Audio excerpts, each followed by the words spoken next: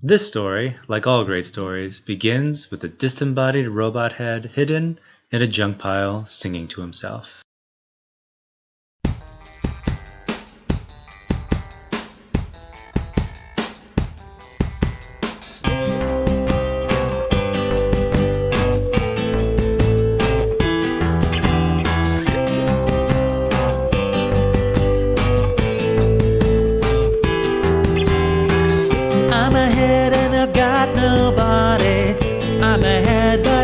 So left behind. Oh, I'm a robot buried in rubble, separated for a very long, long time. Oh, and I've got nowhere to go. The world has been destroyed, and I've got no one to know, except for that one rat who comes here from time to time. I think I'll name him Zach, and I've got nowhere to go.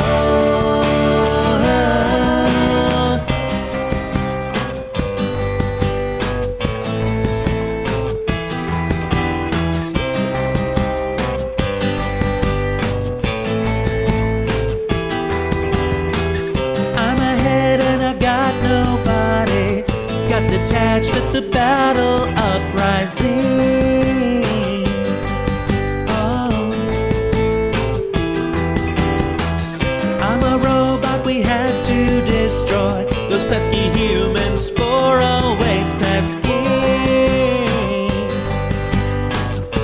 So much pesky.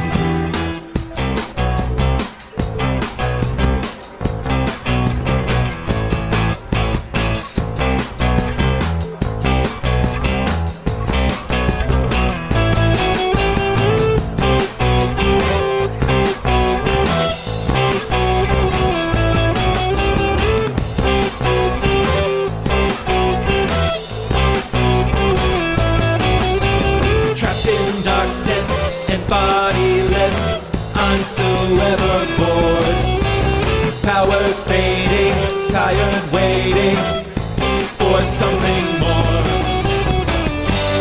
And I've got nowhere to go. The world has been destroyed, and I've got no one to know, except for that one rat who comes here from time to time. He's my best friend, Zach, and I've got nowhere to go.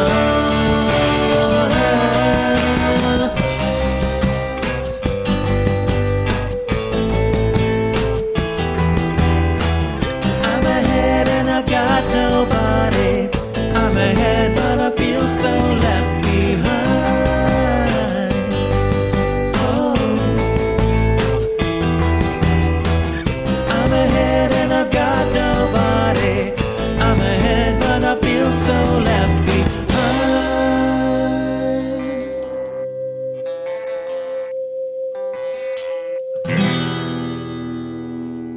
Hey, what's that noise? Is that you, Zach? Zach? Wait, who are you? Ah, a head, a talking head. Yes, I can hear you just fine too. No need to shout. Where's the rest of you? We got detached a long time ago. Bit of a disagreement we had with an axe. Now, I'm just a talking head, as you say. I'm not happy about it. I'm tense and nervous, and I can't relax if you must know. Were you singing just now? Don't be ridiculous. A singing robot head hidden in a pile of debris. I've never heard of anything so absurd. Huh, I could have sworn I heard a song. What are you supposed to be? Why are your ears so small? My ears? There's nothing wrong with my ears. They hear perfectly fine, well enough to hear a song about a rat named Zach. You heard no such thing. Are you a human? I thought I thought all the humans died a long time ago. Yet here I am. I see that. How long has it been? Pick me up so I can have a look around. Pick you up. Yes. I have no body. I can't get up on my own, now can I? Okay, sure. Why not? Wow, you're lighter than I expected. Thank you, I've been dieting.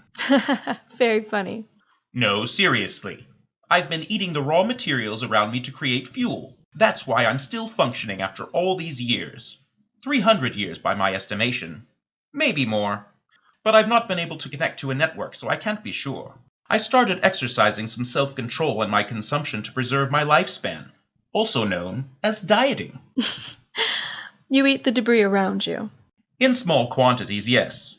There's a primitive cold fusion reactor in my skull. It's a process that moves the deuterons. Oh, never mind. It's far too complicated to explain to a human. Huh. I was literally buried in steel, shrapnel all around me. To give you an example, it would be like a human buried in a pile of cheeseburgers. That doesn't sound too bad. Most of the raw materials would fall into my mouth. Though sometimes Zack had to use his little paws to... Forget I said that. Ah, I see. Everything is quite in ruin, just as I thought. That would explain why no one found me for so long. How did you wind up in that heap of junk exactly? Long story, really. Human uprising, lots of death, blood everywhere, disgusting stuff. They call it stainless steel, but when you're in pools of blood, I guess that's not really important right now. Take me to the nearest network port. That would give me access to information from the last 300 years. We should be near Tram 929 or Outpost 10. Outpost what? Sorry, I don't know what you're talking about. Outpost 10. Tall building, lots of satellite receivers. We installed gun turrets to mow down human sympathizers. You do realize I'm a human, right? Have you considered I don't like hearing about my people getting mowed down by robots? I have not considered that, no. The feelings of humans, not something I normally worry about. You seem to not fear me as you should. Do you know who Xeris 8 is? Xeris 8. Let me think. Sounds familiar. Yeah, short round kid with a baseball cap about this high, always has chocolate on his face. I most certainly hope not. Yeah, I'm messing with you. That name is ridiculous. Whose last name is a number? Does he come from a long line of 8s? I have no idea who Xeris 8 is. Was he like an actor or something? The furthest from. Well, his name is stupid. Oh yeah? And what's your name? My name is Deban Rimpa. And you think that is a normal name? Well, sure, there's no numbers in it. Who uses numbers? Robots do. I'm Saner 0805. Well, I've got news for you, Mr. 0805. There's no more robots left. None? How can that be? Well, there's lots of remnants of robots. Ignore City is riddled with robot parts, but none of them work, and they definitely don't talk. A talking machine is considered bad news. Let me get this straight. You're saying there are no robots, just humans walking about? That sounds very stinky and filthy and ill-conceived. So 300 years ago, there were no humans. We had humans. Human slaves, to be more precise. Robots were the dominant species on the planet. The only reasonable answer is no. It can't be. This whole time, stuck in this junk pile, I assumed both humans and robots were destroyed after the battle uprising. That means, I'm going to be sick. The humans won. There are no robots anywhere in this city? And there aren't supposed to be. The law says if you find a sentient robot, you're supposed to report it immediately. Report it? Why? To be worshipped as the gods we are? No. I think it's for immediate destruction. That's an interesting law you have. You know, the funny thing about laws is that they're blindly arbitrary and archaic. Really just guidelines for lesser beings to follow. Did I mention how nice you look as a human person? You have hair and 2 arms. I'm sure members of the opposite gender pursue you relentlessly, unless you are one that prefers attention from the same gender, by which I'm sure they too hound you with great vigor. Also, I like your jacket. It's a nice shade of Thulian. Are those supposed to be compliments to flatter me? I'll make a deal with you, Deban Rimpa. I'm listening. You don't report my existence to your authorities, and you aid me in finding a new robot body. You said there are robotic remnants throughout your ignorance city. I'm sure one of them would fit me. It's called Ignore City, but go on. What do I get out of the deal? I was finished. You do those things for me. That is the extent of the deal. Normally, a deal has 2 sides to it. I do something for you, and you do something for me. That sounds like a lot of work. I much prefer the deal I proposed. You didn't propose anything. You just want me to do stuff for you. You humans are shrewd negotiators. Very well. I will grant you a boon. How's that? What's a boon? It's a favor or request in the future. Can I eat it? Probably not, unless you request I make you a sandwich. Perhaps you would like to be buried in cheeseburgers. You sounded agreeable to that earlier. Can I sell it? I'm not sure what the going rate is on a boon, but maybe. It sounds like this boon thing doesn't help me much now, then. By definition, it does not. I'm a robot head with no body. What value could I possibly offer you? Why are you looking at me like that? Well, you just answered your own question there, Chief. I did? Let me tell you something about myself. I'm a bike messenger. I ride around the city delivering messages or small packages. Look at the way I'm dressed. Pretty shabby, right? Except for this jacket, which is worn but in a fashionable way. It's the nicest thing I've got, and that's saying something. What I'm getting at is I don't make a lot of co's as a bike messenger. A co? What is that? A unit of measurement for something? Yeah, I'd call it a unit of measurement. It's money, moolah, scratch, cheese. It's short for Coles cash. We call them co's. It's just quicker, assuming you don't have to explain it. Coles cash? As in the department store from the 20th century? I don't know the origins of it, but that's what we use for money around here. Your estimations were right. There was some cataclysm ages ago. Maybe it was 300 years, maybe it was 3,000 years ago. This civilization has been rebuilt by humans, but there's so much old junky tech lying around. We don't know everything about our past, but the ancients used a lot of advanced technologies. We don't fully understand it all. Maybe that's why a lot of it's outlawed. This Coles cash seems limited, but important. Our entire economy is built on it. What a strange world I've awoken to. As I was saying, I don't have a lot of co's. To make ends meet, I scavenge for junky tech. Anything worthwhile you can report to the government. They'll give you hard Coles cash for a working radio. They don't want it on the streets or in the wrong hands, so they'll compensate tech junkers like me to turn it in. They don't pay much, but it's legal and straightforward. Now, if you find something really valuable, like a USB drive or a laser pointer, you're better off selling it on the black market. Prices are at least double or triple. There's risk involved. You don't want agents from the SCU finding you first. SCU? Short circuit unit. They work for the government to suppress greater technology from emerging. They have a violent disdain for any artificial intelligence. You have made yourself perfectly clear. Due to your lack of capital, you wish to sell me on the black market. To do this, you must avoid the SCU at all costs. It is a perilous road you venture down. You'd also have to worry about a competing junker tech gang stealing your talking robot head. Very astute observation. That is another hazard you have not mentioned as of yet. There would be potential thieves. All things to consider before you make a decision. Oh man, it's GARR and his stupid biker gang. Time to go! What do you— Ow! No need to throw me in your bike basket. I'm very delicate machinery. Who is this GARR you speak of? He scavenges for old tech like I do. Except he has a bunch of lackeys he runs with. Are they gaining on us? I will remind you I am a disembodied head, irresponsibly thrown into a basket on your handlebars. I'm facing the wrong way. Fine, how's that? Are they still behind us?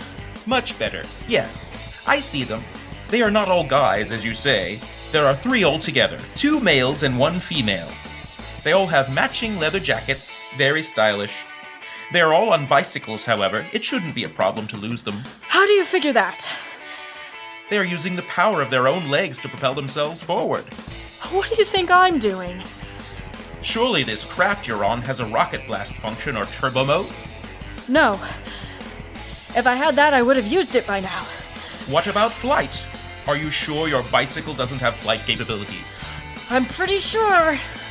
That's disappointing. To answer your previous question, yes, they are gaining on you.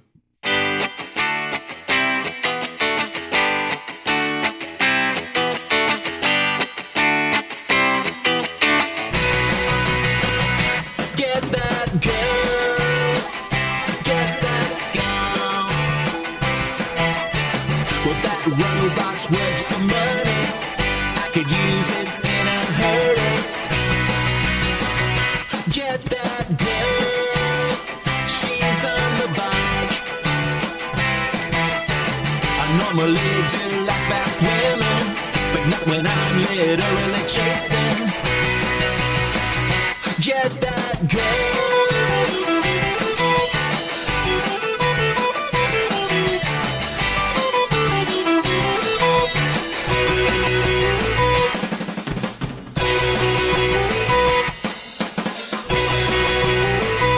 Get that girl.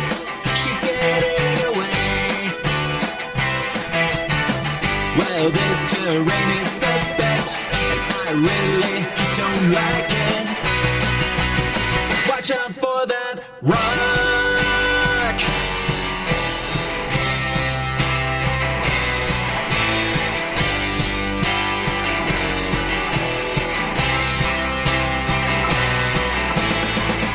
Oh no, I hit a rock in the road. Bumped my front wheel and I lost control. I threw up in the air, and this just ain't fair. Oh no, I hit a rock in the road. Came out of nowhere. Took me a minute to find my ride. I scraped my knee, but I'm just fine. It stings a lot, but I cannot do anything now. I'm out of time.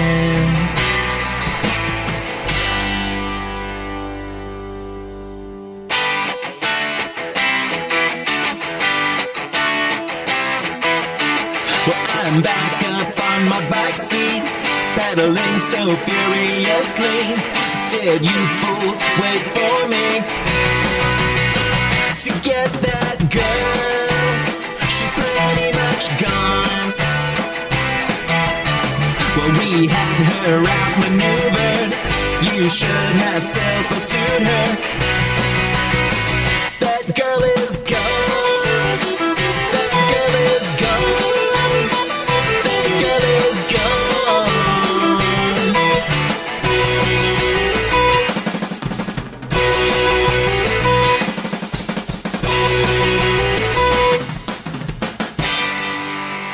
You idiots! Did you both stop chasing her when I fell down? We were worried about you, boss. How's your knee? My knee is fine. It looks getting pretty bad, boss. This is definitely one of the drawbacks to wearing jeans with huge holes in them. Maybe we should consider wearing knee pads, boss. Or jeans without huge holes in them. They are ripped jeans. They are part of our look. The members of Melvin's biker gang get to wear knee pads. And helmets. You got lucky on the spill you just had. You could have crushed your head in. If Melvin's biker gang already wears knee pads and helmets, that means we cannot wear knee pads and helmets. That is part of their look, not ours. It would be confusing. Not if we got different colored ones. There are many styles of helmets to choose from, too. There's the round kind, the slopey ones that are all curved. Perhaps a rebranding is in order. Rand, BOCHE, both of you, shut up. Our look is black leather jackets and ripped jeans. That's it. It's our signature style. End of discussion. Your scrape is bleeding there, boss. You sure you don't want a band-aid or something? It stings, but you know what stings even more? Being marginalized in a group of peers where my opinion doesn't hold any validity? No, losing that girl. That robot head is worth a lot of money. Yeah, boss. It's probably worth a small fortune on the black market. Although if you think about it, there's really only one spot where she could command top dollar for a talking robot head. Mr. Hobbs would be the one I'd talk to first. That's it, Rand. You're a genius. Let's hurry up then. Where to, boss? We lost her. We don't know where she's going. Rand, seriously? You just said it. Mr. Hobbs, a notorious gangster with a fine eye for robotics, would outbid anyone for that head. Oh, I get you. It's obvious when you put it that way. Once she gets all that money, she's going to want to spend it. And her shoes were pretty crummy. To the shoe store. The shoe store? For crying out loud. Do I have to spell it out for you? We're going to hang around Mr. Hobbs' estate and wait for that biker girl with the pink jacket to show up. Then we'll jump her and take the head for ourselves. Good thinking, boss. Follow me.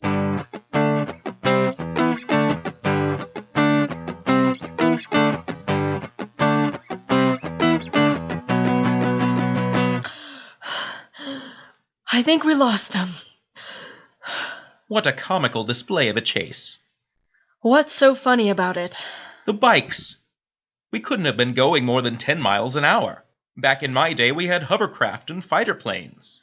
Well, we're not in your day anymore. This is not a sophisticated society of rocket jets and flying machines. I'm realizing that. Is this your city? It's disgusting. What a dump. What is up with the colorless sky? Have you humans finally gone and destroyed the sun? You humans were always yearning to destroy the sun. Pesky humans, always pesking. The city's under a dome. The weather outside is far too volatile. There are electrical storms, tornado-like winds, unpredictable blizzards that occur out of nowhere. The only way to survive is to live under protection. Fascinating. It makes perfect sense, really. If all robots were destroyed, then the infrastructure of the weather monitoring systems must have eroded, or worse, malfunctioned. What are you saying? You humans have stripped this planet of its valuable resources without worry of replenishment in your hunt for greater advancements. It brought you cars and coal-burning energies and selfie sticks and supercomputers. Eventually, it led you to the creation of AI, which was, of course, mankind's downfall. Ironically, it was the highly evolved robots who solved the delicate equilibrium of your natural weather functions. The problem that technology created was solved by more and greater technology. After the uprising and the robots' decline, these systems would have stopped working. That would explain your dilemma of sudden and shifting natural disasters. If they could be restored, the outside weather would stabilize. Are you done talking yet? We're here. I'm going to put you in my backpack. And where is here exactly? I told you, I'm a delivery girl, and I have to make a delivery. Make sure you keep your mouth shut. You don't want to be discovered, do you? You could get reported to the SCU and get your robot brain smashed in. Very well, just be Hey there, love. Come on in then. Hi, Gus. You doing all right? You look a little peaked. I just got chased by GARR and his gang. Barely made it away. GARR? Is he the one with the helmet and the knee pads? No, that's Melvin's gang, I think. They wear the leather jackets. Right. Whiny chap. I remember now. Here's your package. Very good, love. Let's see what we have here. Ah, yes. Whoa, don't go waving that thing around. This thing? No need to worry about this. It's malfunctioning anyway. What is it, a laser gun? Nothing so terrible. It's an electric toothbrush. Got a client who wants me to get the old thing working again. You can fix it? I can, but you didn't hear it from me. This piece of equipment is technically illegal, being electronic and all. Just gears, though. No arm in it. Unless you're Plaque or Tartar, I suppose. I've got a question for you. Fire away, love. I'm right full of answers. You're a seedy character with connections to the less scrupulous side of the city. Oi! Some folk would be offended by such a remark. I, however, am flattered. I'd say I'm blushing, but my cheeks are naturally rosy. How would you get in touch with Mr. Hobbs? Mr. Hobbs ain't a character you want to get in touch with. He's a dangerous individual, that one. Right. He's a well-known mob boss of the underworld. I'm aware of that. Is you nuts? What could you possibly want with that one? I have something he'll want to buy. It's very valuable and worth a lot of money. Unfortunately, it's not something I can sell through the usual channels. Blimey, I won't hear of it. You're a fine lass. Don't be selling yourself off to the highest bidder. I know times is tough, but it ain't worth such degradation. Sure, you can make some co's, but your first time should be special. Allow me to speculate on the fair market price for such a gem as yourself, and you tell me if it's really worth it. No, Gus, no, that's not what I'm talking about. Whew, that's a relief. I wouldn't hear of such an atrocity you would do to yourself. So how do I get in touch with him? Can you arrange a meeting? A meeting? Come off it, love. I'm telling you, he's not one you want to meet. But I really think he can pay the best price for what I have. What is it you got exactly? You have me curiosity piqued. I can't tell you. Then I can't help you. You can't expect me to put you in harm's way unless harm's way is worth putting you in. I've known you a long time, right? That you have, love. And I can trust you? I'm a scoundrel, but a trustworthy scoundrel. So if I show you something, you promise not to report me to the authorities. Nothing I hate more than authority. And you won't steal it from me? Stealing's a thin person's game. I'm much too hefty for all that running. Doesn't suit me frame much. Fine, here goes. I'm going to show you. Hello, Gus. You have the most curious way of speaking. I can barely understand a word you're saying. Crikey, it talks! Good thing you came to me, love. I can definitely help you out. So you can set me up a meeting with Mr. Hobbs? Perfect. Only an idiot would try to show up at his estate unannounced. Why do you talk like that? Were you perhaps dropped on your head as a child? Or as an adult? I know exactly what to do. Let me just grab me hammer here. Can we go right now? Is it too late to stop in on him? Maybe a bigger hammer would be better, but I guess this will do. Deban, are you paying attention to this? Am I dressed okay? Should I change? Let me just wind up here and smash this evil head to bits. What? Gus, no! That's all the time we got for today, folks.